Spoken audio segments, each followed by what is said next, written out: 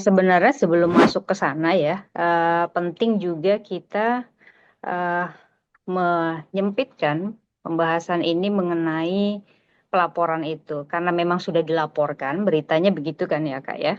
Sudah dilaporkan ke Polda Metro, maka ruang lingkup hukumnya hanya kepada ranah pidana saja gitu. Jadi tidak ada sampai hari ini saya mendengar mengenai gugatan perdata dan sebagainya ya Kak gitu.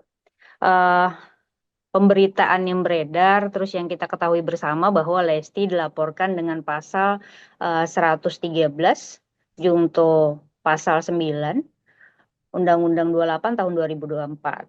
Di mana sebenarnya pelaporan ini sangat minim akan eh, sulitnya gitu ya, pembuktian-pembuktian yang nanti akan dilakukan oleh si pelapor gitu. Karena kenapa bisa demikian? Di dalam hukum tentunya harus rigid, harus jelas apa yang dipersangkakan oleh pelapor, kemudian yang didalilkan oleh pelapor, maka dia juga yang harus membuktikan begitu, Kak.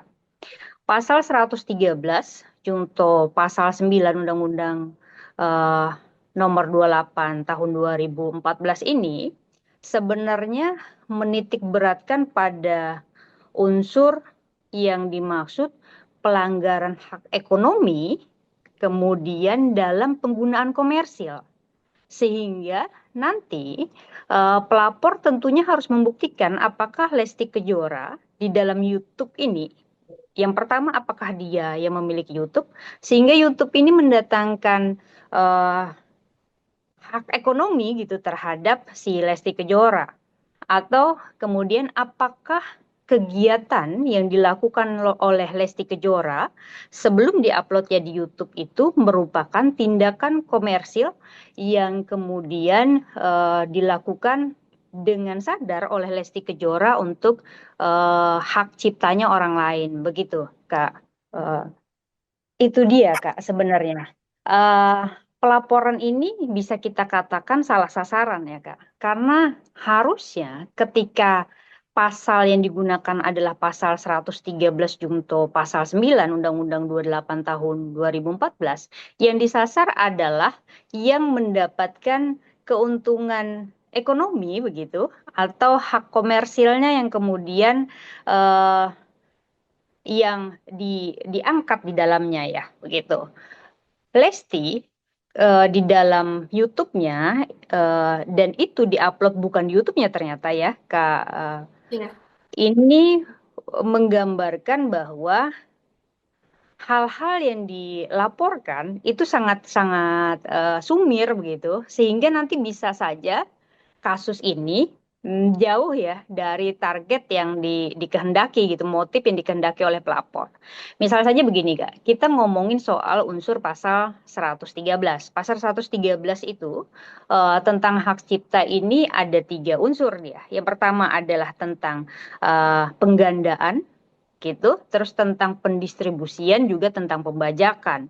Yang tiga-tiganya ini secara kasat mata ya, ini belum masuk di ranah penyidikan nanti, ini tidak dilakukan oleh Lesti gitu. Sehingga ketika Lesti nanti dipanggil sebagai terlapor, bisa saja kasus ini menjadi mandek di dia gitu. Karena memang harusnya pasal ini menyasar ke pihak yang memang benar-benar mendatangkan komersil gitu, Kak. Begitu.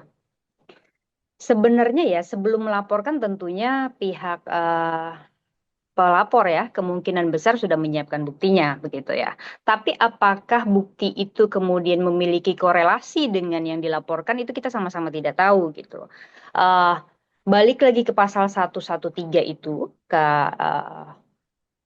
itu ada beberapa ayat di pasal itu yang kemudian eh, dia ada poin-poinnya ya, poin-poinnya yang menggambarkan pelanggaran apa yang dilakukan oleh terlapor sehingga itu bisa masuk unsur gitu. Misalkan saja ya, saya bacakan.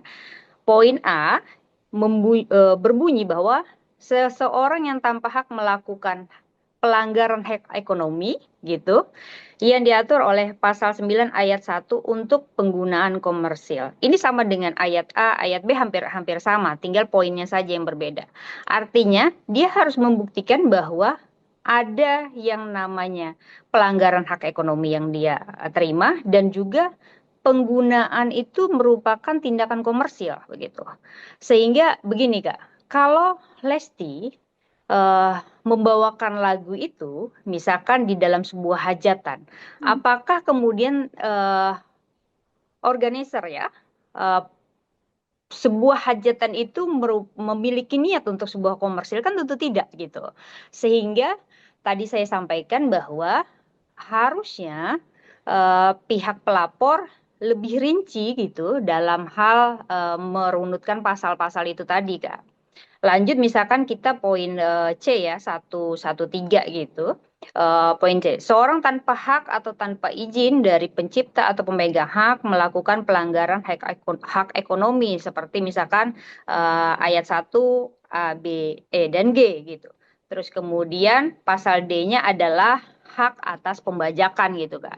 Apa sih sebenarnya pembajakan itu gitu? Pembajakan ini kan mengunduh secara ilegal. Apakah Lesti kemudian mengunduh lagu itu secara ilegal? Kan tidak.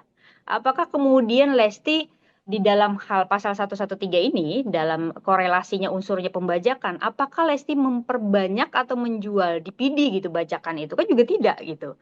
Sehingga sangat sumir saya bilang bahwa ini untuk bisa naik status ya gitu, apalagi untuk mengejar si Lesti Kejora begitu. Eh, saya sepakat dengan itu Kak sebenarnya. Semua langkah hukum pidana itu adalah upaya terakhir dalam sebuah langkah ya. Bisa diawali dengan somasi yang kemudian nanti ada klarifikasi, ada mediasi begitu. Apalagi mengenai hak cipta lagu ya. Hak cipta lagu ini tidak kemudian runut langsung dari pencipta dengan penyanyi saja, tapi ada elemen yang sangat penting terkait pendistribusian hak itu, Kak. Namanya dia adalah LMK. LMK ini kepanjangan dari Lembaga Manajemen Kolektif. Lembaga Manajemen Kolektif inilah yang mengatur royalti begitu. Sehingga sebenarnya harusnya ya, kalau menurut saya, pelapor lebih bijak begitu dalam mengambil sikapnya, misalkan menanyakan gitu ya ke LMK apakah YouTube yang mengupload itu mendapatkan royalti ataukah tempat yang mengadakan itu memang tempat yang memang memiliki atau memiliki niat untuk tujuan komersil begitu Kak. Ini kan belum jelas nih, gitu. Kalau saran dari saya sih ya, ke Lesti Kejora yang pertama bisa karena memang dia sudah punya kuasa hukum ya Kak ya, bisa kemudian mengikuti alur proses hukum yang berjalan ini. Bisa jadi kemudian nanti ditemukan langkah-langkah mediasi di sana. Tapi hati-hati akan lebih bahaya ketika ini sudah disiarkan di ruang publik terus kemudian tidak terbukti, maka Lesti juga bisa menuntut balik ke orang yang kemudian melaporkan dia atas dugaan pelanggaran hak cipta ini gitu. Saran saya untuk Unidores lebih sebelum mengambil tindakan ya harusnya lebih mengumpulkan fakta-fakta yang ada gitu. Sebelum masuk ke ranah hukum dan kemudian dipublish begitu ya Kak. Misalkan dia ke LMK untuk memastikan saja bahwa benar nggak ada pelanggaran hak di sini ya. Karena LMK inilah atau lembaga manajemen kolektif inilah yang kemudian berwenang untuk memberikan lagu-lagu atau royalti kepada di antara pencipta maupun penyanyinya gitu. Jika di LMK dianggap tidak bermasalah, maka kasus ini tidak ada gitu Kak, tidak bermasalah gitu.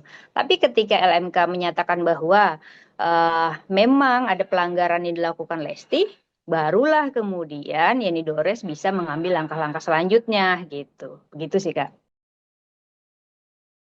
Jadi jangan lupa untuk subscribe Cumi Cumi. Ditekan ya tombol lonceng merahnya.